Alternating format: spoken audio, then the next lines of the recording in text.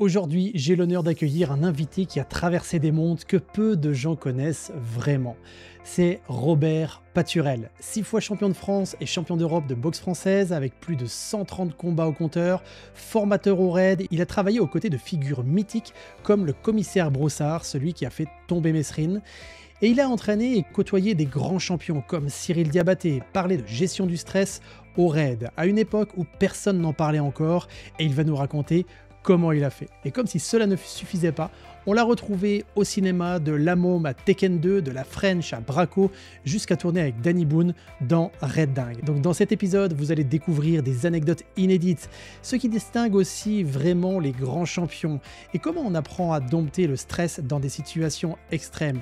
Évidemment, vous verrez, Robert Paturel, c'est un gars de terrain, et il nous apporte des anecdotes croustillantes sur le commissaire Broussard, Danny Boone, Bruce Lee, et bien d'autres encore. Bref, j'ai passé un moment formidable avec lui et je vous offre dès maintenant le contenu de cet échange. Bon, on est parti mon cher Robert. Allez, on y va. Allez, bah écoute, déjà je suis très heureux de te recevoir ici. Moi, comme je te disais tout à l'heure, ça fait près de 25 ans que je te suis de près et j'avais eu l'occasion d'assister à un de tes stages vers 2000, ouais c'est ça, et déjà à cette époque, quand j'ai le souvenir, tu vois, je me rappelle d'un gars droit, d'un gars qui avait beaucoup d'expertise, un gars de terrain, un gars qui aussi est très sérieux dans ce qu'il fait, mais se prend absolument pas au sérieux.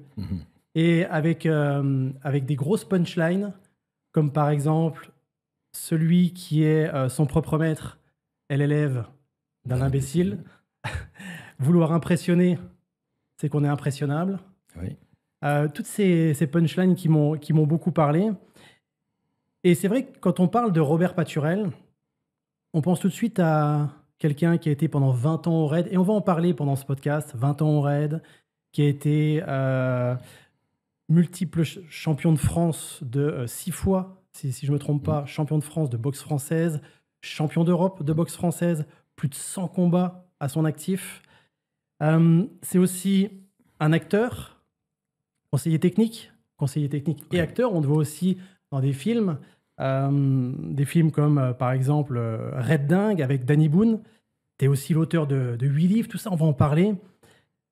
Mais Robert, moi, tu sais, si on revient quand tu es gamin, il n'y a rien qui te prédestinait à tout ça. Parce que si j'ai bien compris, si j'ai bien écouté certains interviews de toi, tu étais un gamin qui n'était pas bagarreur du tout, qui avait plus tendance à aller jouer avec les filles qu'à aller jouer au foot avec les garçons. Et j'ai appris aussi que tu as été pendant 9 ans pâtissier. Alors, si on commence comme ça notre échange, Robert, comment ce jeune homme-là est devenu finalement, qui avait pas l'image d'un guerrier, est devenu l'homme qu'on connaît aujourd'hui? Je te répondrai que je ne sais pas. Ouais. Je ne sais pas, ça s'est fait comme ça, quoi. Ça s'est fait parce que, si tu veux, moi, dans mes lectures, on parlait beaucoup de boxe française. Moi, je lisais Arsène Lupin, je lisais Jules Verne, Le Tour du monde en 80 jours. Le Jules Verne, j'ai tout lu, quoi. Et ma mère avait une bibliothèque. Je n'avais pas la télé. J'ai eu la télé à 16 ans, peut-être, 16-17 ans. Mais avant, je n'avais pas la télé. Et je me réfugiais dans la lecture. C'est ce qui m'a permis de pouvoir passer le concours de gardien de la paix et de ne pas faire trop de fautes à la dictée, par exemple. Donc, ça a été utile. Mais je me suis toujours intéressé... Vraiment, je prends aussi bien les bandes dessinées, parce que dans Tintin, on parle aussi de la savate. Hein. Oui, c'est vrai. Et parce que Hergé était... quand il y a eu l'histoire de la Commune, il y a des grands professeurs français qui sont partis en Belgique, et Charlemont notamment. Et Hergé a fait partie des élèves de Charlemont, quoi. Voilà, pour la petite histoire. Ouais. Donc déjà, tu étais dans ces lectures où il y avait quand même la boxe française de présent, Voilà. le côté un peu combattant. Mais qu'est-ce qui a fait Mes frères boxeurs, mes boxes anglaises. Ouais. Mes frères faisaient tous de la boxe anglaise, et d'un bon niveau, quoi. Et puis moi, quand j'ai voulu m'y mettre, c'était fini, il n'y avait plus de club de boxe anglaise à Rueil. Donc ils ont ouvert un club de boxe française à Nanterre. Donc pour moi, c'était pas pareil, mais la savate, ça parlait pour moi, donc je suis allé là-bas, et ça m'a plu tout de suite, j'ai commencé tout de suite. Et au bout de 3 mois, je faisais mon premier combat. Ah oui. Et à l'époque, c'était pas des assauts, c'était des combats. Ça envoyait, quoi. Ça envoyait tout de suite, quoi. Et je tombe sur un mec qui est plus âgé, plus expérimenté, plus lourd. Je fais que de courir. Mais comme lui, il fait pas du tout de technique de pied, de jambes, et que moi, je fais des jolies choses dans le vide, on me déclare vainqueur, alors que pour moi, j'avais pas gagné. Mais enfin, ça m'a déjà fait voir un petit peu l'ambiance, parce que l'autre en face, s'il avait pu me tuer, il me tuait, quoi. Ouais. J'avais 16 ans, j'étais contre un adulte, c'était très dangereux. Ouais. Il n'y avait pas les mêmes précautions que maintenant. On faisait n'importe quoi. Ouais. Maintenant, oui, là, au niveau de la Fédé, ça serait plus possible. Ça serait surveillé. Il n'y avait même pas de médecin, quoi. C'était, c'est un truc de branquignol, quoi.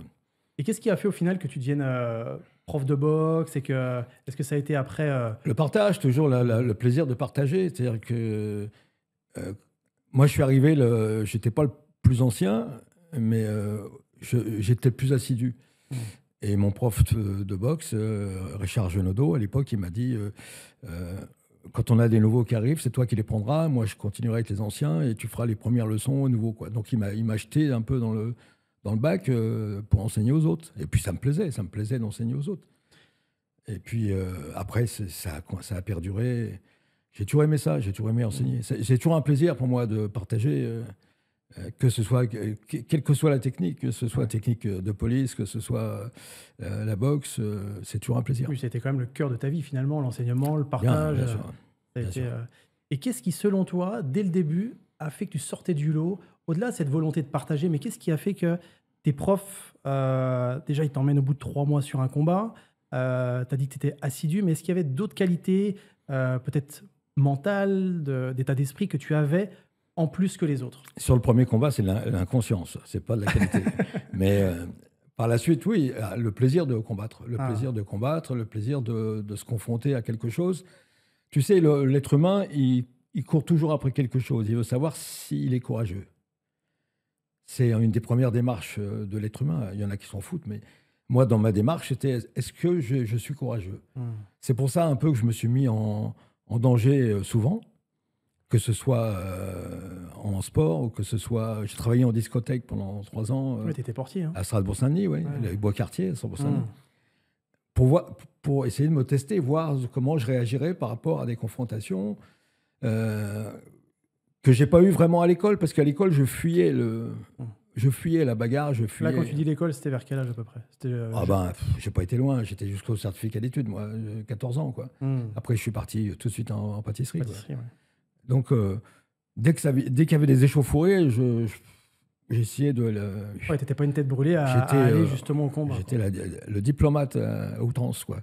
Déjà à ce moment-là. Voilà. Et il y a un moment où tu te dis, mais attends, il y a des fois, là, t'es parti, c'est sage, mais est-ce que t'aurais pas un peu peur, quoi, toi? Et c'est là-dessus que tu te poses des questions et que tu te dis, bon, allez, maintenant, la prochaine fois... Donc la première fois que je me suis battu, c'était contre un caïd du quartier, qui était, toi, on devait être jeune, on devait avoir 13-14 ans, quoi. Ouais. Et qui, pour une histoire de ballon, parce que moi, j'arrêtais de jouer, il fallait que je rentre, et je ramène mon ballon, et il ne voulait pas que je ramène le ballon. Patrice Leduc, il s'appelait. S'il nous regarde. Si tu nous regardes, Patrice. Je crois qu'il est peut-être mort maintenant. Mais bon. À son âme. Et il était en jean toujours, il avait des bagues avec des têtes de mort, il avait une mobilette. Alors, en plus. C'était le patron. Hein. et donc, il veut m'arracher le ballon et moi, je défends mon ballon, quoi. Du coup, il me met des coups. Et moi, je prends des coups, puis je me protège comme je peux, quoi. Et puis, j'entends une voix qui gueule, parce qu'on habitait au 8e étage. Mon frère là-haut qui gueule. Robert. Qui était boxeur. Ouais. Tu vas te défendre ou quoi? Tu vas te défendre. Et comme j'ai un peu plus peur de lui là-haut que de lui, comme quoi, du coup, parce que pour moi, j'aimais bien la boxe, mais je faisais pas le rapport entre la boxe et se battre. Tu faisais déjà de la boxe à ce moment-là? Avec mes frères, oui. Okay. Ils me donnaient la leçon. Okay. Mais pour moi, c'était différent. C'était pas la même chose. Entre la bagarre et... Je faisais la différence entre la bagarre et le sport, quoi. Puis du coup, pour écouter mon frère, je me mets en ligne. Déjà, j'esquive l'autre, donc il tapait dans le vide, et il s'énervait de plus en plus. Puis je dis, tiens, ça passe. Boum, tiens, ça passe. Boum, boum, tiens, ça passe. Et puis à la fin, mon frère est descendu parce que j'étais dessus. Et il y avait une pancarte pelouse interdite. J'avais pris la pancarte et je m'apprêtais à le piquer avec la pancarte, quoi. Et Donc là, tu as basculé en fait entre ce gamin qui était pas insouciant, mais en tout cas un gamin bien sous toute couture, et là vraiment qui a été confronté à la bagarre de rue, comme on peut la connaître. c'est là que j'ai compris quelque chose. Ouais. J'ai compris que si tu ne montres pas les dents dans la vie, tu vas te faire piétiner par tout le monde. Ouais. Et puis surtout, sois fort, essaye d'être fort. Tout le monde ne peut pas être fort, mais essaye d'être grand, au moins. C'est-à-dire que aller protéger, je me suis battu souvent pour protéger quelqu'un, pour aller défendre quelqu'un, plus que moi, quoi, parce que ça m'est pas arrivé très souvent, mais pour aller défendre une femme qui était emmerdée dans la rue ou n'importe où, en tant que policier aussi, bien sûr. Mais le besoin de dire je suis capable de. Ouais, c'est ça. Voilà. Puis je dis toujours aux gens, à partir du moment où tu fais une famille, sois crédible, sois capable de défendre ta famille. Sinon, fais pas de famille, c'est pas la peine. C'est un peu dur ce que je dis, mais je le dis souvent. Mais en tout cas, j'aime ces valeurs qu'on entend de moins en moins, mais qui pour moi sont essentielles.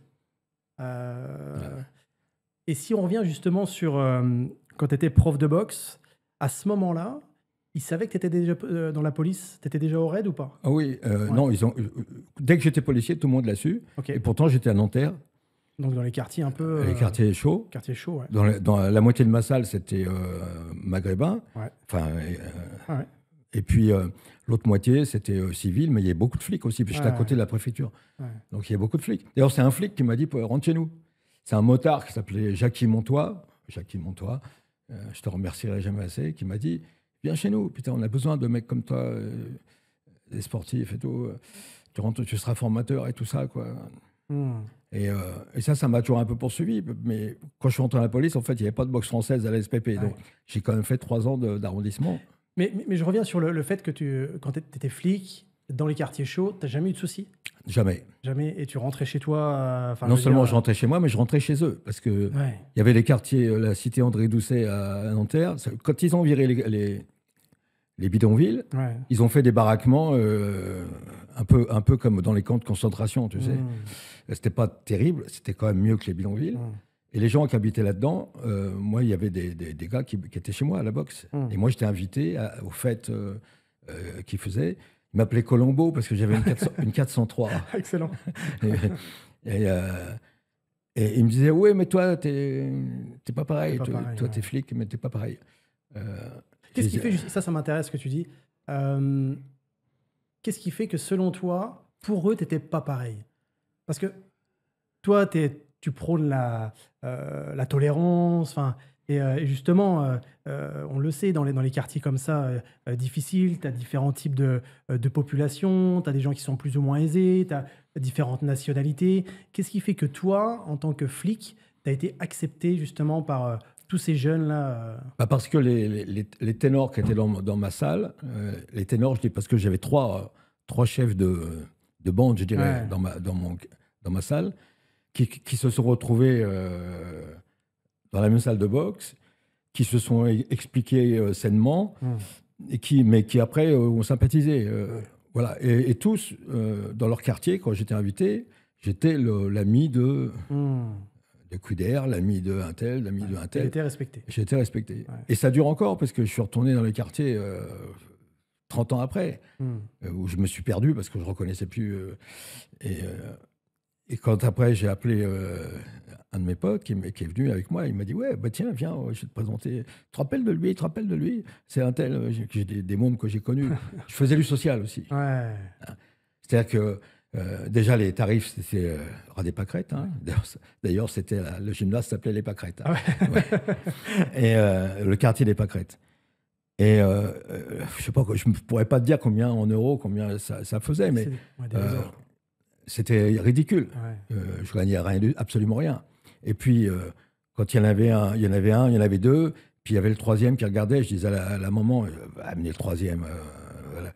Et il regardait comme ça, le môme, il disait, et moi.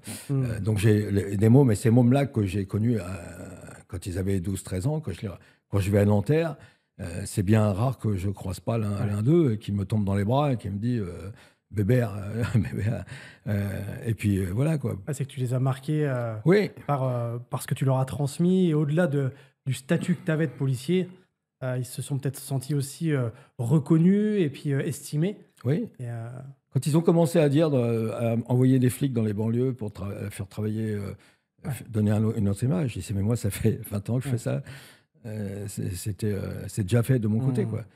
Et j'ai sorti des champions de ces quartiers. J'ai sorti vraiment des champions. Parce qu'ils avaient le mental de guerrier, quoi. Alors justement, parlons-en des champions. Je sais que tu as entraîné beaucoup de champions, justement, dont un que moi j'apprécie particulièrement, c'est Cyril Diabaté. Oui. 4 fois champion du monde de Muay Thai. Il est devenu l'un des premiers professionnels français en MMA. Cyril, on en parle? Ben, bien sûr, on en parle.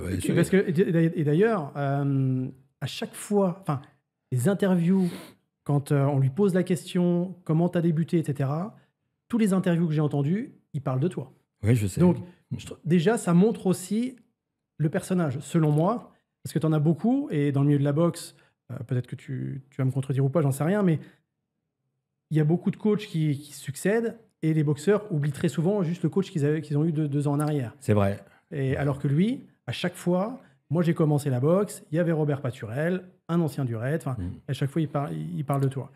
Comment ça s'est passé le début avec Cyril? En fait, il y avait, dans la salle où j'étais, c'est un gymnase, c'était pas une salle de boxe, hein, c'est un gymnase, il y avait le basket. Avant moi, le cours avant moi, c'était le basket, dont Cyril. Et Cyril, il s'asseyait sur un banc et regardait la boxe.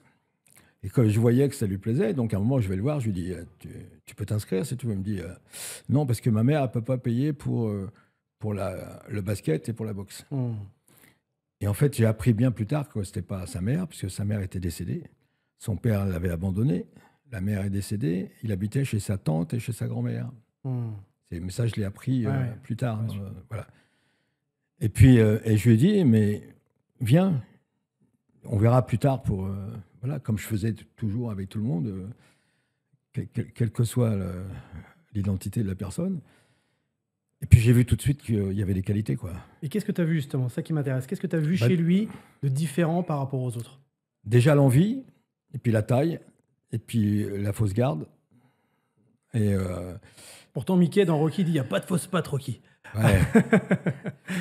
Et j'ai vu tout de suite les qualités. Manque de chance. Moi, j'avais pas trop le temps de l'emmener faire les compétitions. Je l'ai emmené, je crois que c'est la première fois que je l'ai emmené parce qu'il la raconte, je m'en souvenais plus, moi.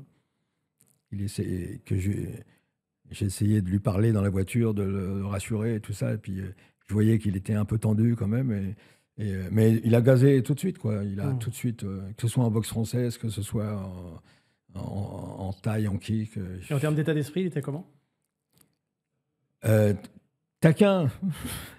Il est toujours taquin. Ouais. Voilà, c'est ce que j'essaye d'expliquer à certains. Il y en a qui ils supportent pas, quoi. Ouais. Ils supportent pas. Mais en fait, c'est notre Coluche à nous. On a besoin de quelqu'un qui montre des limites un peu. Ouais. Voilà. Au RAID, on a ça aussi. Au RAID, on a un gars ou 2 gars comme ça qui, quand il y en a qui commencent à rouler des mécaniques, ils remettent sa chambre. Ils remettent d'équerre sa chambre tout le temps. Ouais. Bon, Cyril, c'est un chambreur. Et puis, quelque part, il a raison. Ouais. Sur certains domaines, il a raison. Mais il est bien emmerdé quand on lui dit, mais Paturel, il fait de la self-défense aussi. Ah oui, mais... Alors, ouais, parce qu'on voit son combat un peu contre la self-défense. On prend à contre-pied, quoi. Et c'est vrai que, bon, dans le domaine de la self-défense, il y a des choses qui sont dites, qui sont... et puis, il y a des gens qui sont... De toute façon, quand tu as été sur le terrain, moi, quand j'étais policier de terrain, on voit des choses en self-défense qui ne fonctionnent pas. Bien sûr. Et si tu apprends ça à une petite femme, là, un petit bout de femme, tu vas dire, justement, fais une clé de bras à Cyril Diabaté. Voilà. C'est vendre du rêve, au contraire, c'est... Voilà, tout ce qu'on peut leur dire aux femmes, c'est attention, quand tu rentres, tu sors de chez toi, c'est la prévention, c'est des choses comme ça. Après, sur quelqu'un qui t'attrape simplement, bon, des lâcher prises, après les faire boxer un peu, qu'elles prennent confiance, au moins quand elles donnent... Et surtout les protections, quand elles prennent des coups, comment se protéger, quoi. Donc ça limite vraiment la casse. Mais je leur dis bien, dans mon discours, elles entendent bien que je leur dis que c'est pas maintenant qu'on fera d'elles des boxeuses, quoi. Mais déjà dans la posture, si elles n'ont pas une posture de victime, si elles sont aussi attentives aux différents signes extérieurs, c'est déjà beaucoup. Hein. Déjà, elles peuvent déjà éviter... Enlever les Walkman, voilà. ouvrez les yeux, redressez-vous. Il y a une façon de marcher. Les prédateurs, quand ils sont assis à la terrasse du café, ils observent. Et quand ils voient une femme qui marche la tête baissée, très animal, voûtée, et petits pas, et avec des écouteurs ou en train de regarder son téléphone, ça y est. La proie idéale, quoi. On va cibler là-dessus. Voilà. Maintenant, la même fille qui marche droit et qui regarde bien ce qui se passe autour et qui n'est pas décidée, voilà, ça va changer la donne. Je ne dis pas qu'ils ne l'attaqueront pas, mais ça va changer la donne. Et puis dès le départ, sur des panthères comme ça, le prédateur, il se casse les dents. Bien souvent, il ne réussit pas l'agression comme il aurait voulu la faire, et puis ça se termine mal pour lui. Ça part beaucoup de l'état d'esprit, en fait. Si la femme est déjà dans un état d'esprit différent... De toute façon, tout vient de l'état d'esprit. Je dis toujours, moi, il y a des gens qui n'ont jamais pratiqué, des mecs notamment, et qui seront capables de se défendre sur une agression. Ils vont avoir des gestes naturels d'autodéfense qu'ils n'auront jamais appris nulle part. Ça va sortir comme ça. Et puis il y a des gens qui auront fait 20 ans d'arts martiaux et qui ne seront pas capables, à cause du stress, d'assurer la moindre défense. Je l'avais vu, moi, quand j'étais policier, j'avais des collègues qui pratiquaient les sports de combat, mais tatami, on va dire, enfin, pratiquants occasionnels. Ce n'est pas des grands combattants, mais occasionnels. Et on s'est retrouvés dans des situations où eux étaient justement pétrifiés par le stress parce que ça sortait du cadre. À l'inverse, d'autres collègues qui étaient un peu bagarreurs, mais ils pratiquaient aucun sport de combat. Mais par contre, ils avaient tout de suite le dessus sur la situation. Oui. Donc, il faut faire la différence entre le combattant et le guerrier, et entre la personne qui n'a jamais rien fait, mais qui peut être un guerrier, et puis le combattant qui a appris. Puis après, si le combattant est guerrier, là, c'est la donne. Mais c'est pas évident. Toi, quand tu étais boxeur, comme ça, parmi toutes les expériences que tu as pu avoir, s'il y avait une situation où tu as eu justement le plus besoin de ta puissance mentale, vraiment d'aller chercher dans tes ressources, un moment où peut-être c'était le bordel autour, le combat était peut-être perdu, ou on t'avait annoncé peut-être perdant d'avance, j'en sais rien, un moment comme ça où il y a eu vraiment besoin d'aller puiser dans tes ressources. Parmi tous les combats. Moi, j'ai fait une connerie. La première fois que j'ai rencontré Fred Royers, j'ai fait le marathon de Paris 15 jours avant. Je devais faire que la moitié. Et comme je courais avec un vieux boxeur pro qui s'appelait Paulo Cordurier, et je lui avais dit, je te resterai avec toi, je t'accompagnerai, mais à la moitié seulement, parce que je ne pourrais pas faire tout le... Et finalement, à la moitié, quand j'ai voulu m'arrêter, il m'a dit « Ah, tu me laisses tomber, mais c'est quoi ?» Et puis, du coup, je suis resté avec lui. Oh, je me sentais bien. Le lendemain, je me sentais bien. Mais 3 jours après, je m'endormais partout où je me posais. Et quand j'ai boxé Fred Royers, au départ, je fais mon festival. Donc, Fred Royers, pour ceux qui ne connaissent pas. Champion du monde de plusieurs disciplines. Voilà. Un karatéka mondialement reconnu, un boxeur en kick et en boxe thaï. Et un charmant garçon, d'ailleurs, parce que Fred, hein, si tu vois, j'ai toujours autant de respect pour toi. Et comme je le rencontre en savate, son entraîneur, au bout d'un moment, il lui dit « Bon, ça suffit, là, il est en train de te balader, passe au kick, quoi, passe au low kick. » Et moi, je vois les règles du combat, c'était quoi? Il n'y avait pas de low kick. Okay. C'est avec les pointes, les chaussures. Oui. Donc vraiment en savate. En savate. Okay. Et donc, je commence à prendre des low kicks. Au début, je les évite, puis après, je les évite plus. Je me dis, bon, tant pis, je sacrifie ma jambe. Mais bon, c'était le low kick de Fred Royers, quand même. Ouais. Donc, et puis, peut-être pas habitué non plus à recevoir des low kicks. Voilà. Puis, j'étais pas habitué à recevoir des low kicks. Ce qui fait que la deuxième fois, quand je l'ai rencontré, bon, j'ai perdu au point, mais j'ai réussi à pallier les low kicks. Voilà. C'est la dernière fois, quand je l'ai rencontré, ça faisait 1 an que je boxais plus, j'avais arrêté ma carrière. Mais la première fois, donc suite au marathon de Paris. Ouais. Enfin, marathon de Paris, hein, tu m'as dit. Oui, c'est le marathon de Paris. Marathon de Paris. Donc tu le retrouves 15 jours après. En finale des championnats d'Europe. Et donc là, il m'explose. Il Ok. m'explose. Voilà. Il m'explose. Et mais c'est sympa parce qu'il parle très bien français. Et puis avec lui, j'ai pu après parler du combat, quoi. Mm. Il m'a dit, j'ai pas compris pourquoi tu laissais traîner ta Ouais. jambe. Voilà. Du coup, après, moi, je suis allé faire de la boxe thaï. Je suis allé faire de la boxe thaï, porte de Bagnolet. Je me souviens plus du nom de l'entraîneur, mais enfin, ça va me revenir. Et du coup, la deuxième fois, donc, il m'a pas passé de low kick, quoi. Par contre, il m'a passé un petit crochet gauche qui m'a... Alors qu'au départ, je suis meilleur que lui au point, mais Ouais. c'était la surprise. Et donc, je ne suis pas tombé ni rien, mais il m'a battu au point. Voilà. Et, mais ça reste... voilà, il a fallu que je me remette à la compétition, alors que j'étais en retraite depuis 1 an. Mais on m'a demandé qui je voulais rencontrer pour mon jubilé. Ouais. Alors ça m'emmerdait de rencontrer des gars. En France, j'avais fait le ménage. Ouais. Ça m'embêtait de rencontrer des gars que j'avais déjà battus. Donc j'ai dit, le seul qui m'a battu, moi, ici, c'est Fred Royers. Donc on m'a demandé à Fred Royers. Donc c'est moi qui appelle Fred et je lui dis, Fred, ça te plairait de combattre contre moi? Et là, à ce moment-là, tu es dans quel état d'esprit?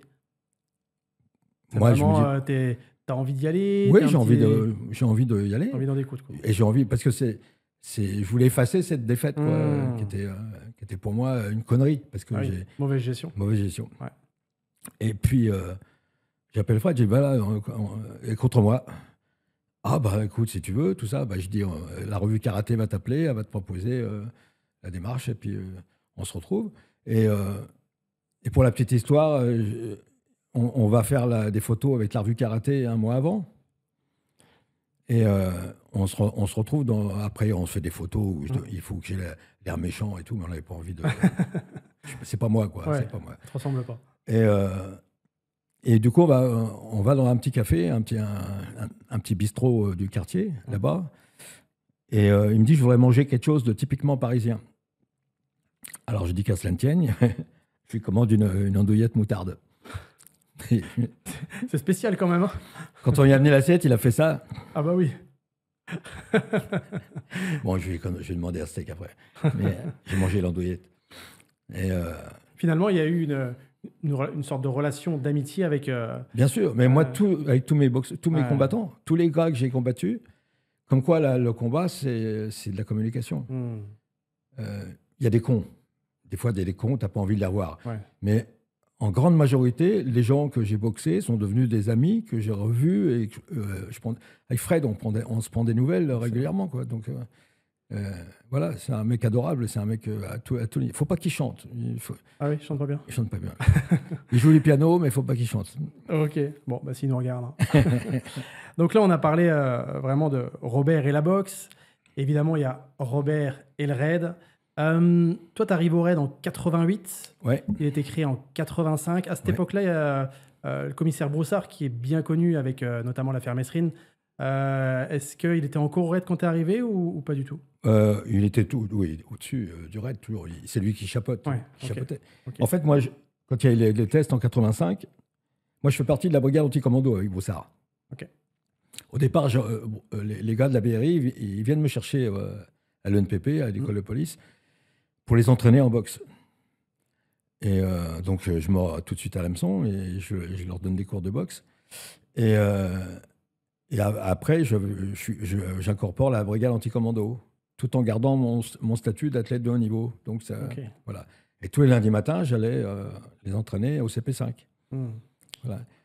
Et en aparté, tu me disais que Broussard, lui, justement, il aimait mettre les gants aussi. Oui, Broussard, il venait de temps en temps mettre les gants, oui. Et puis il venait me voir combattre. Et puis, quand il avait un compte à régler avec un de ses inspecteurs, ça se réglait chez moi. Voilà, j'arbitrais. Et puis, quand il y a eu la création donc, du RAID, j'étais bien sûr sollicité tout de suite. Mais comme j'avais 3 champions du monde qui évoluaient dans les catégories différentes et tout ça, et comme ils demandaient une grande disponibilité, je me disais, ce ne serait pas honnête de ma part de dire oui au RAID et de laisser tomber ceux qui sont là. Donc j'ai dit, je me rends disponible et je rejoins le groupe après. Alors, Broussard, il m'a dit, mais tu vois qui à ta place pour le combat? Donc là, j'ai fait rentrer 2 amis, Jean-Louis Martin et Jean Janura, qui étaient un en BF et puis un en boxe anglaise. Et puis moi, j'ai attendu 88 pour rentrer. Et dès que je suis rentré, on m'a dit, bon, tu vas t'occuper du sport, tu vas t'occuper du recrutement, tu vas t'occuper de ci, tu vas t'occuper de ça. Et je lui dis, et quoi? Je dis, je ne vais pas faire que ça, quoi. Je ne peux pas faire que ça. Parce que l'histoire du moniteur avec son survêtement blanc qui attend les autres et qui dit, c'est comme ça qu'il faut faire ça, c'est pas bon. Ah ben oui, mais tu auras trop de boulot. Mais je dis, on va être plusieurs, on est plusieurs. Il y a Martin qui reste là. Et puis, donc ça marchait comme ça. Et Broussard, lui, en termes de chef, il était comment? Juste pour... parce qu'on en parle souvent, c'est quelqu'un qui est assez charismatique. C'était, comme tu le dis, en plus, un commissaire à l'ancienne avec des valeurs. Enfin, voilà, s'il y a un problème, on va sur le tatami. Il faut savoir qu'il a commencé, il n'est même pas gardien de la paix. Il est commis aux archives. Ah oui. Il est commis aux archives et après, il a gravi le truc. Il a passé un enquêteur et puis et il finit préfet, quoi. Donc, il a... Voilà. Et pour toi, les qualités qu'il avait, c'était quoi? Vraiment qui font la différence par rapport aux autres patrons qu'on peut voir. C'était un meneur d'hommes et qui se mettait en avant, mais pour le bien de tout le monde. C'est ça qui fait la différence, peut-être. Voilà. Il prenait des risques. Quand il rentre boire un verre avec Mesrine, dans son appartement, il prend quand même des risques. Il peut être pris en otage. Il peut être, voilà. C'est quelque chose qu'on ne verrait plus aujourd'hui, qui est déconseillé en plus. Mais il fait ce... Oui. Ouais. Les actes de courage, quoi. Au RAID, tu as été l'un des premiers à amener cette notion de gestion du stress. Oui. Comment ça s'est passé au début? Parce que moi, j'ai entendu certains anciens dans certains groupes, pas forcément au RAID, mais qui pouvaient dire, on a toujours fait comme ça, il n'y a pas de raison de changer. Et puis la gestion du mental, c'est bon, on coupe et on y va, quoi. Oui. Donc toi, comment tu as apporté ça? Comment tu as réussi aussi à... C'était pareil au RAID. Et les anciens de la BRI, ils disaient... Qu'est-ce que c'est gérer son stress, là, machin, une grosse paire de couilles et puis on y va. Ouais, c'est moi, la grosse paire de couilles, des fois, on les cherchait, mais on les trouvait pas, quoi. Hein. Donc, plutôt que d'expliquer ça calmement, quand il y a une alerte déjà, vite, vous savez, ça monte dans les voitures, ça s'arrache et tout. C'est là qu'on fait les conneries. Un petit coup de stress et on ne prend pas le bon sac, on n'a pas son matos. C'est pour ça que je disais déjà aux jeunes, votre sac, quand vous êtes d'alerte, vous savez que vous êtes d'alerte lundi matin à partir de 9h, votre sac, il doit être prêt à partir. Vous avez juste votre combine à mettre et votre sac, il est prêt. Vous avez un sac pour l'entraînement et vous avez un sac pour l'intervention qui est prêt. Même si vous avez un listing, non, faites pas le listing au moment de partir. C'est prêt, vous savez que c'est prêt. Ça paraît simple, mais ça t'enlève tellement de charge mentale quand tu fais oui. ça. Combien de fois j'en ai vu descendre des escaliers, remonter, j'ai oublié ça, j'ai oublié. Puis alors on en rajoutait. Quand c'était un petit jeune, on disait, t'as pensé à prendre une corde de rappel aussi? Ah oui. Et puis, sa chambre. Puis à la fin, dans la bagnole, il est en transpiration. On lui dit, tu vois, ton sac, il n'était pas prêt. Voilà. Et puis on en parle du stress. C'est normal. Le stress, c'est normal. C'est une réaction normale face à une situation qui est anormale. Voilà. Donc tu déplaces. Et à tout moment, c'est-à-dire que même quand on est bien entraîné et qu'on fait face à la situation, il peut y avoir un petit truc, une petite faille, et d'un seul coup, le stress revient, quoi. Il faut tout de suite le gérer. Le triptyque du stress, c'est l'action, l'émotion et la réflexion, la raison. Il faut être capable de réfléchir, d'accord. Il faut être capable d'agir avec réflexion, malgré l'émotion. D'accord. Donc, c'est obligé que les trois soient ensemble. Si tu laisses, il y en a un que tu bouffes, c'est foutu. Si tu agis sans raison, sans réflexion, c'est foutu. Si tu n'es que stressé, tu vas être bloqué. Quelquefois, si tu écoutes trop ta raison, tu vas peut-être pas agir alors qu'il faudrait agir. Tu vois, par exemple, une femme qui se fait agresser dans la rue, ta raison te dit tu vas être emmerdé, tu vas peut-être prendre un coup de couteau, tu vas être poursuivi par la police et tout ça. Et puis là, tu te dis, elle a raison. Moi, je parle souvent des petits bonhommes, tu sais. Ouais. petit bonhomme sur l'épaule gauche et petit bonhomme sur l'épaule droite. Celui-là, il dit attention, là, je crois que tu fais une connerie. Puis l'autre, il dit non, mais tu fonces, là, c'est le moment d'y aller, quoi. Et c'est la réunion de ces deux-là qui va faire qu'on va faire quelque chose de raisonnable, peut-être. Voilà. Et donc, le stress, moi, je suis le premier à en parler. Je sais comment lutter contre le stress, mais je suis le premier, des fois, à en être atteint. Parce qu'il m'arrivait des trucs, moi. Je vais au supermarché, je prends une caisse, un sac de bouffe pour les chiens. Je mets mon porte-monnaie dessus sans le faire attention. Puis après, je cherche ma carte de crédit partout. Et là, je commence à paniquer. Je dis à la fille, je laisse le chariot, je reviens, je cours à la voiture, je trouve pas mon porte-monnaie. J'arrive à la maison, ma femme était au téléphone, je bouscule tout le monde. Du coup, je prends du liquide, je retourne là-bas. Et j'arrive à la caisse, la caissière, elle se fendait à la gueule. Elle disait, voilà. Bon. Et pourtant, un gars du raid, formateur, négociateur, qui est capable de gérer des situations extrêmes. Formateur au stress. Et en plus. Voilà. Mais comme quoi. Mais justement, c'est intéressant ton discours, Robert, parce que des fois, on peut avoir aussi ce fantasme de croire que quand on connaît les techniques de gestion du stress, etc., on n'en vit plus, alors qu'en fait, ça, c'est un fantasme. Ah oui. Par contre, après, on sait au mieux le réguler. Et les collègues, quand tu leur apportais ça, donc au début, tu avais peut-être les anciens qui disaient bon, on s'en fout et tout ça, mais est-ce que tu as réussi quand même auprès des nouveaux? Oui, bien sûr. C'était quoi? C'était des cours? Bien sûr. Déjà, la respiration, les deux façons de gérer le stress au départ, c'est la réflexion, la raison, se dire bon, là. Changer son discours. Là, je vais faire un boulot que je suis orchestré par l'administration, c'est la police, et je fais quelque chose de bien. Mes copains, j'ai confiance dans mes copains, j'ai confiance dans mon chef, j'ai confiance dans mon matériel, j'ai confiance dans mon entraînement.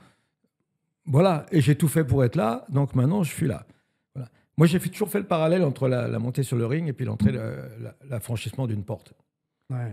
Voilà, même si c'est un petit peu différent. Oui, tu risques pas forcément ta vie sur le ring, voilà. Mais malgré tout, ton cerveau, il y en a quand même qui sont décédés sur le ring, mais il y a quand même ce cerveau, pour lui, c'est un danger. Donc, Voilà, mais pour moi, l'approche, c'est pareil.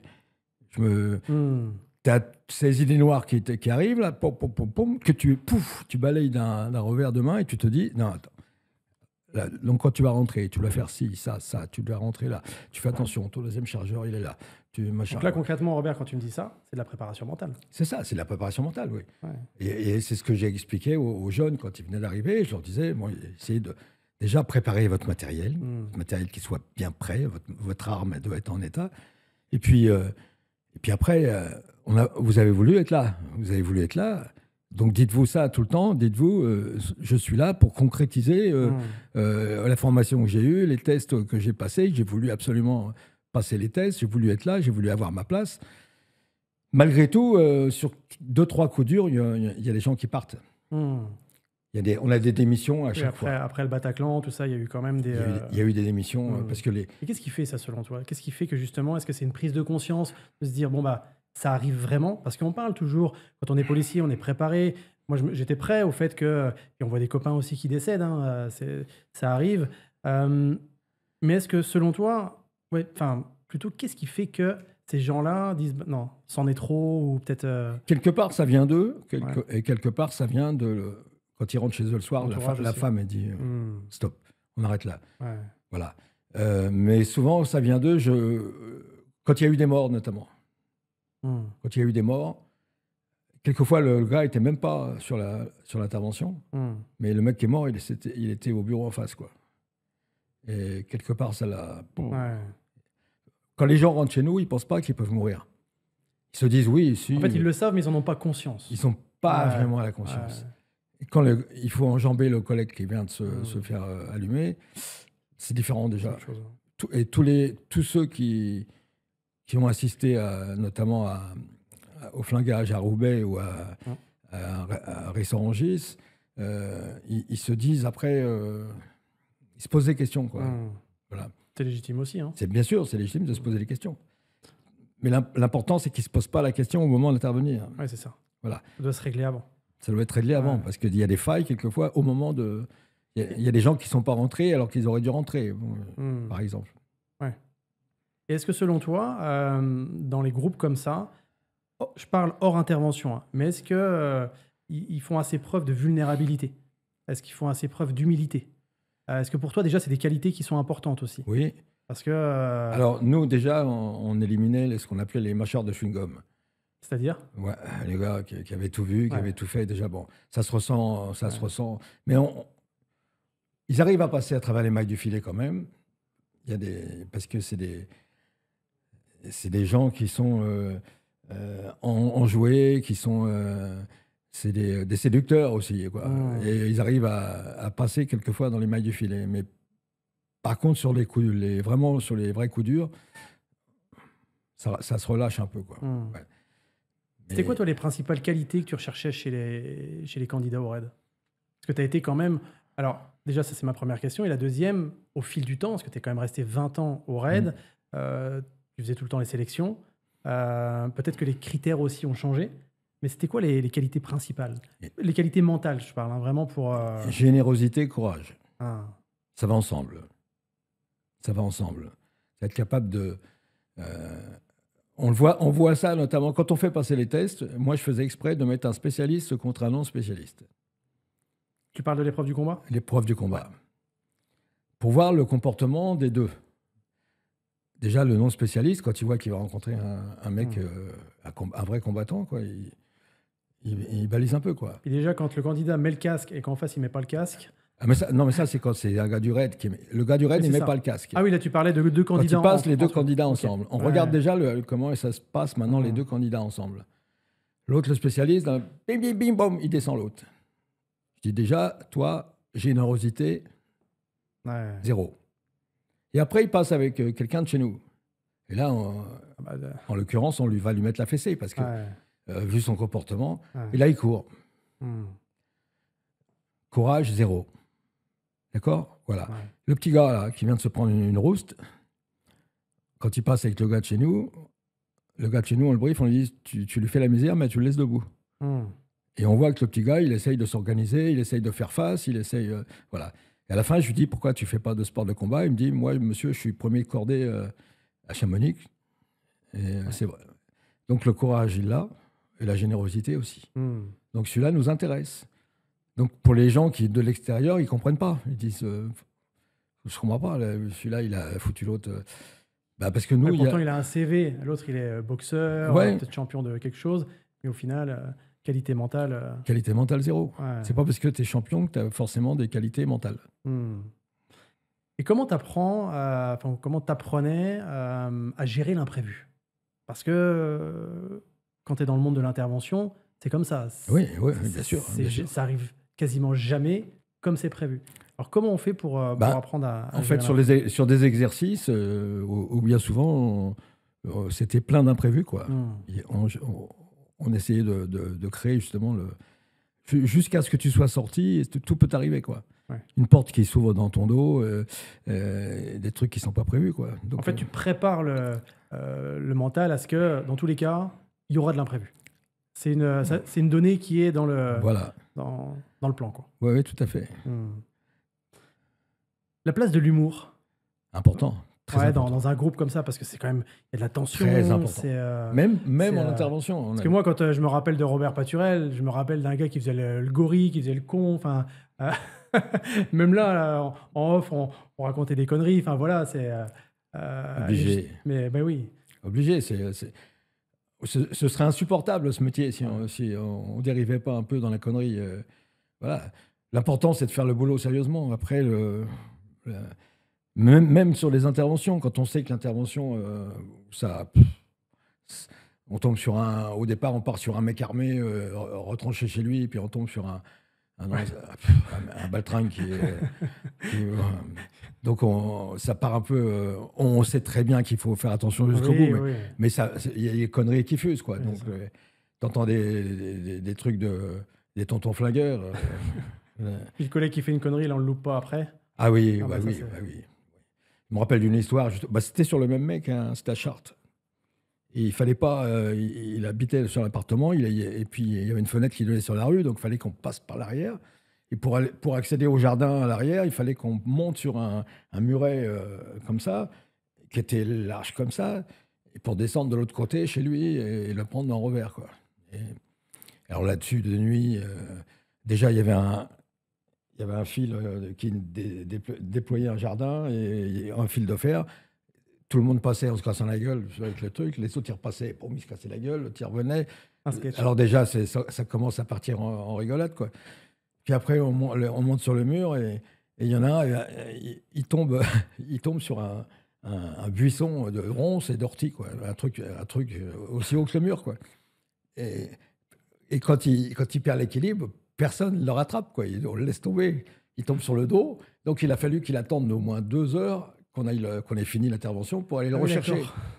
Voilà. Et quand on arrive au service, les mecs, ils disent alors, comment ça s'est passé? Alors on dit demande à. Demande à un tel, ouais, il va te l'expliquer à sa façon. L'humour. Mais ouais, c'est... L'humour. Robert Paturel et le cinéma. Comment t'es arrivé à aller justement dans ce milieu-là, qui est quand même un milieu assez fermé, qui est assez spécial quand même? J'ai un ami qui s'appelle Alain Fillars, Ouais. que tu connais. Oui, bien sûr. Un cascadeur, un très très gars. bon cascadeur, Ouais. que j'ai connu dans le milieu des arts martiaux. On se connaissait, on se côtoyait dans le milieu des arts martiaux. Et puis un jour, je suis allé le voir dans son studio, où il s'entraîne avec ses gars, tout ça. Et puis on parlait de choses et d'autres. Et puis un jour, il m'a proposé, il m'a dit des fois j'ai besoin de gens comme toi. Donc je l'ai fait travailler moi avec les couteaux notamment. Je l'ai fait travailler beaucoup avec les couteaux. Mais bon, il est très bon parce il a ça dans le sang lui. Ah, mais c'est quelqu'un qui est curieux. Enfin, tu sens qu'il a toujours envie d'apprendre. Et du peu que j'ai vu, ouais. Ouais, et puis c'est un déconneur de première aussi. Donc c'est pas triste les tournages avec lui non plus. Donc le premier film que j'ai fait, je crois que c'était avec l'acteur. Les noms. Bon, j'arrive à un âge où on perd les noms. Ça s'appelait. C'était avec Jean-Pierre Cassel. C'était. Et le gars, c'était le jeune qui maintenant il est metteur en scène. Ça me reviendra. Je me rappelle même plus du titre du film. Parce que t'es allé dans des films comme La Môme, Go Fast, Tekken 2, La French, Red Dingue avec Danny Boone. Oui. J'ai noté ceux-là. Et il y en a d'autres. Et c'était l'autre. Et donc là, tu passes quoi? Conseiller technique? Au départ, je suis conseiller technique dans certains films. Donc pour le combat, peut-être le maniement des armes aussi. Voilà. Et puis, c'est dans les Brigades du Tigre, je crois, que le gars il me dit ouais, t'as une gueule, c'est dommage de ne pas la mettre à Donc il me fait arbitrer le match de boxe. On est sur le ring, là. Alors que je suis pas arbitre, moi, du tout. Et voilà, donc il me dit c'est dommage, t'as une gueule à la Innoventura, à la Belmondo, c'est dommage de pas faire voir ta gueule à l'écran, quoi. Donc c'est comme ça que et t'as fait des cours de... Non, pas du tout. Parce que t'es intervenu aussi sur Red Dingue. Là, on te voit plus pour le coup, avec Danny Boone. Ouais, mais bon, qu'est-ce que je fais je réponds à Alice Paul, donc c'est pas. Parce qu'au départ, t'étais même pas destiné à intervenir sur dans le film. Non. C'est pas justement. C'est Alice, c'est ça? Alice Paul. Ouais, qui a demandé au fait que t'interviennes. Non, même pas. Non. Alice Paul, je l'avais à l'entraînement surtout. J'ai eu du mal à en faire une boxeuse, mais elle est tellement sympa, tellement gentille. Et quand il l'a amenée au raid, elle a quand même réussi à renverser son café sur le bureau du patron. Maladroite. Mais elle est dans la vie comme tu la vois dans le film, quoi. Elle est extraordinaire. En fait, moi, quand je te voyais dans les films, j'ai l'impression d'être voir un peu comme Gabin, tu sais, il joue pas un rôle, il est lui-même, en fait. Ah oui, mais en fait, et est-ce que pour toi, comme ça, par rapport à ce que tu as vu, est-ce que c'est obligatoire de prendre des cours ou est-ce que des gens qui sont pas solides... Il y a plein de gens Un mec comme Lino Ventura, tu crois qu'il a pris des cours? Ouais. Voilà. Belmondo, il a pris des cours. Au début, mais ça n'a pas duré longtemps. Il s'est fait virer de partout. Et on en parlait. J'ai eu l'occasion de parler avec Belmondo quand il est venu au service. C'était un personnage aussi, quoi.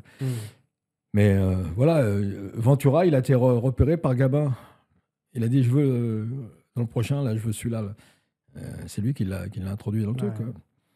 Et il n'a jamais fait l'école de théâtre ou quoi que ce soit. Juste être soi-même.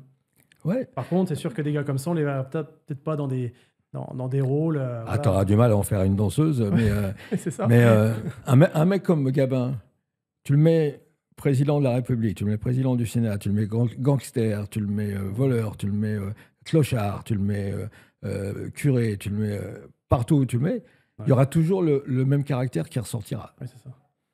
Il ne va pas se dénaturer son caractère pour un rôle. Ouais.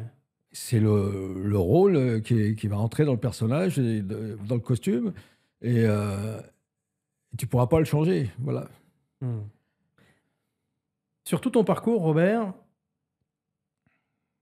comme tu le disais, celui qui est son propre maître est l'élève d'un imbécile. Celui qui croit être son propre. Celui qui croit être l'élève, voilà, être son propre maître, effectivement. Si tu avais des mentors comme ça qui t'ont le plus marqué, tu aurais qui? Vraiment des gens qui t'ont inspiré, des gens, qui t'ont montré le chemin. Il y a des gens que j'ai côtoyés qui m'ont marqué. Danilo Santo, bien sûr. Ouais. Danilo Santo, élève de Bruce Lee. élève de Bruce Lee. Élève et professeur à la fois. Oui, en plus, ouais. Parce qu'au niveau du calice, il était professeur. Un grand maître et surtout quelqu'un qui a toujours envie d'apprendre. Tu lui avais pas, de mémoire comme ça, tu lui avais pas enseigné la boxe française? Oui. Ouais, donc c'est quelqu'un en plus qui était toujours à la recherche. Oui. Il m'a fait venir, il nous fait venir au départ, il fait une demande à la Fédération de boxe française. Donc je pars avec Richard Silla et le poids lourd, là, comment il s'appelait, je me rappelle plus, ça décidément. Et Mazoué, Pascal Mazoué. Donc on fait un stage une semaine là-bas. Un an après, je retourne avec Daklaoui et le petit réunionnais Drenaza. Et la troisième fois, il m'a fait venir tout seul. Parce qu'il me dit, toi, tu fais pas que ça, tu fais d'autres choses. Donc, moi, je suis hyper intéressé, donc je retourne. Et puis, je suis allé quatre fois là-bas, et je suis allé après à la frontière mexicaine, à Laredo, chez Paul Le Buitron. Et en parlant pas un mot d'anglais. Hein. Donc En plus. Ouais. Donc Danilo Santo, lui, c'est une personne qui t'a beaucoup inspiré. Oui. Comme ça, s'il y en avait d'autres. Par son humilité. Ah, par son humilité. Son savoir et son humilité. Ouais. Et puis, j'ai vu l'homme qui a vu l'homme qui a vu l'ours, quoi. Ouais, bah c'est ça. Voilà. Il a quand même côtoyé Bruce Lee, quoi. Il a quand même côtoyé Bruce Lee. Bon. Il t'en a parlé justement un peu en aparté oui, de l'homme qu'il était. Oui, bien sûr. Il me disait notamment que c'est Bruce Lee qui avait dit tu devrais aller apprendre la savate. Ah oui. Et alors il avait dit Danilo Santo, ah bon, ok. Et puis Danilo Santo, il prend l'avion et il vient à Paris. Et il monte dans un taxi, il dit club savate. Et l'autre, il l'a emmené dans un club de karaté. Le seul qu'il connaissait, c'était à la montagne de Sainte-Geneviève chez Henri Play. Et alors il se rend bien compte c'est pas ça. Et puis bon, il est un peu pris par le temps, parce qu'il avait autre chose à faire. Il avait des rendez-vous ailleurs. Et du coup, il avait toujours dans la tête de faire de la boxe française. Donc, on l'a fait plusieurs stages et on l'a nommé moniteur de boxe française, quoi. Il disait, ce que j'aime chez vous, c'est que quand vous donnez un coup de pied, ça ne fait pas de bruit, mais alors qu'est-ce que ça fait mal? Ah oui, bah oui. Parce que bon, par rapport au full, par exemple, ça fait... Ouais. Mais une pointe de pied, ça ne fait pas, c'est sûr. pas de bruit, mais qu'est-ce que ça fait mal, quoi. Et Et puis, moi, je l'ai fait rigoler, hein. Et comment vous communiquiez? Parce qu'il parlait pas français. On avait un interprète, les interprètes. interprètes. Un interprète qui était là. Voilà. Et puis, je racontais des histoires. Donc, et quand il est venu au raid... Il y a eu une photo comme ça de lui avec toi. Au raid, il est venu. Donc, je ne pouvais pas l'amener au raid sans qu'il fasse un cours aux collègues, quoi. Et puis, à la fin, on a mangé dans la salle de réception. Et puis, je lui ai fait boire un demi-verre de Porto. Et je lui ai dit, ici, tu es obligé. Il y a le patron qui est là, tu es obligé de boire ton... Alors, il a bu son demi-verre de Porto, après, il était cuit. Il rigolait pour un oui et pour un non. Voilà. Et donc, c'était hyper sympa, quoi. C'est un bon mec, c'est vraiment un bon mec. Et puis, sa femme est adorable. Il transpire l'humilité, quand même. Donc, dans les autres personnes qui m'ont marqué un peu, j'ai eu la chance d'avoir Lee Kuan Yew à entraîner en police. C'est du taekwondo, non? Taekwondo. Ouais. Et un préfet qui m'appelle un jour, il me dit voilà, on a fait rentrer M. Lee Kuan Yew dans la police, on va avoir besoin de lui. Par contre, on ne peut pas l'envoyer à l'école de police, donc on aurait besoin d'une formation. Donc, il m'a envoyé une semaine chez moi et une semaine chez mon ami Claude Tring, qui était à l'école de police de Lyon. Et on a eu des échanges extraordinaires aussi avec Alexandre Lee Kuan Yew, qui est un monsieur dans le domaine. Voilà. Puis je lui ai fait faire un cours, bien sûr, chez nous. Et la troisième personne qui m'a influencé, je dirais, c'est Charles Jousseau. Ouais. Charles Jousseau, bon, et avec ces trucs un peu. La première fois que je suis passé par lui, c'est parce que il y a des techniques de menottage et je voulais voir si lui, il arrivait à se sortir d'un menottage qui était mal fait, quoi. Ouais. Donc on l'a mis en situation. On l'a mis en situation avec nous pour essayer de faire progresser tout le monde. Voilà. Puis après, bon, il y a des gens qui ont été travailler chez lui. Il a travaillé pour la police, la PJ de Versailles. Il a travaillé il a fait des stages un peu partout chez nous, quoi.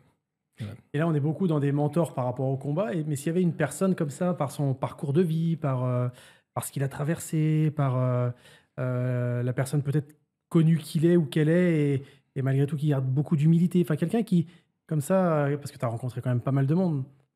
Il y en a qui... souvent, le niveau n'a rien à voir avec la personne que tu peux voir. Tu rencontres quelqu'un comme ça, tu te dis... moi, j'ai toujours été très méfiant par rapport aux gens que tu peux rencontrer. Tu sais pas ce qu'il a fait. Tu sais pas ce qu'il... Ouais. Voilà. Tu connais pas son passé. Donc, déjà, grand respect pour tout le monde. Une fois, des collègues qui me disaient, mais on est devant la porte du commissariat, il y a des gens qui rentrent, on ne sait même pas qui c'est, machin. Ben, je dis, mais si tu es poli avec tout le monde, tu es correct avec tout le monde, tu ne risques pas de problème. Parce que des fois, c'est le mec qui arrive, il fait un peu clochard, mais c'est le directeur, quoi, tu vois. Voilà. Au niveau de la perception et tout, t'as pas... Éloigne tout ça. Va des rétros, Satanas. Ouais. Quelle que soit la personne, soit correct, soit poli, soit avenant, soit bienveillant, et puis tout se passera bien. Et donc quelqu'un qui pour toi, insiste. Comment ? Quelqu'un qui pour toi était justement comme ça. J'en ai rencontré beaucoup. C'est ça. Je te fais activer ta mémoire. J'essaye d'être comme ça. Danny Boone, il est comment ? Danny Boone, il est extra, oui. Il est extra, Danny Boone. Pareil. Est-ce qu'il est, comme on peut le voir, comme il est... Oui, il est comme dans la vie, pareil. Ouais. Dans la vie, pareil. Il est... ça reste un gamin de quartier qui a vécu... et il m'a raconté des histoires extraordinaires de ses débuts. Il va voir le bar du coin, il dit ça ne te dérangerait pas si je pouvais sortir 2-3 sketchs pour voir si ça plaît et tout ça, quoi. Alors, le mec, il dit vas-y, mon chien, vas-y, pilote. Ouais, pilote. Et donc, il raconte une connerie, tout ça. Puis à un moment, il fait un grand geste, et puis il y a le chien qui sort de dessous le bar. Alors, il a pris peur, il rentre chez lui. Puis le lendemain, il recommence, puis il dit au mec, tu attaches ton chien quand même. Il dit ouais, pas de souci. Alors il recommence le truc. Puis il y a un Biturin dans le fond qui dit, à la fin, il dit mais il joue plus le chien. Ouais, d'accord. Donc il m'a raconté plein d'histoires comme ça, et assez marrantes. Et il est sorti par la force des poignets, quoi. Il est vraiment. Voilà. Ça, il l'a pas oublié. Il l'a pas oublié. Il l'a pas oublié, puisqu'il le raconte. Il ne fait pas partie de ces mecs qui écrasent tout le monde. Et puis, il y a toujours des gens derrière les barrières. Quand il y a un tournage, il y a toujours des gens qui attendent pour avoir un petit autographe. Donc, il va voir tout le monde et il fait grand cœur. Il fait, voilà. C'est pas le mec dédaigneux, quoi. Voilà. Donc, c'est un gars qui a du cœur. Excellent. Ben écoute, mon cher Robert, merci pour tout ça. Merci pour tout ton partage. Beaucoup d'humilité. Beaucoup de... Fini. Bah ouais, regarde, ça va faire 1 heure qu'on est ensemble. Où est-ce qu'on peut te retrouver, Robert, mis à part face à moi pour les stages, parce que tu as écrit aussi 8 livres. Où est-ce qu'on peut les retrouver je remettrai de toute façon le lien sous la vidéo, mais je crois que c'est robertpaturel.com. Tu as un site internet, mais pour avoir tout accès à tes stages, parce que tu proposes des stages sur Facebook, la négociation, sur ton profil Facebook, tu partages tout. Ok. Et puis pour terminer, on parlait aussi en en arrière-scène là, de l'association pour les chevaux que tu soutiens encore. Donc, quel est le nom de l'association? En fait, c'est Académie Pâturelle. Académie Pâturelle. Dans cette Académie Pâturelle, dans l'académie, il y a le refuge des chevaux. Ah, ok. Voilà. Ok. Mais je demande pas de dons. J'ai l'habitude de ne pas demander de dons à personne. Et pour les gens qui voudraient soutenir, ils peuvent toujours envoyer s'ils veulent, mais moi, je ne demande rien pour le principe, parce que j'alimente assez avec mes stages. Okay. Je n'ai pas besoin de... Voilà. Je suis peut-être le seul à pas quémander. Bon, au moins, tu incarnes ce que tu disais tout à l'heure par rapport au candidat du RAID, la générosité et le partage. Voilà, c'est aussi... Oui. Et puis, on continue comme ça. Et puis, je ne sais pas jusqu'à quand je vais continuer, mais bon... le plus longtemps possible. Pour l'instant, je suis debout. C'est ça, et plutôt en forme. Donc, merci pour tout ça, Robert. Vraiment, un petit mot de la fin. Qu'est-ce que tu dirais à des gens qui, aujourd'hui, peut-être... tu sais, ils sont dans une situation où ils ont des rêves, ils n'osent pas, ils ont un peu peur, Qu'est-ce que tu dirais à peut-être des jeunes, des moins jeunes, peu importe, mais...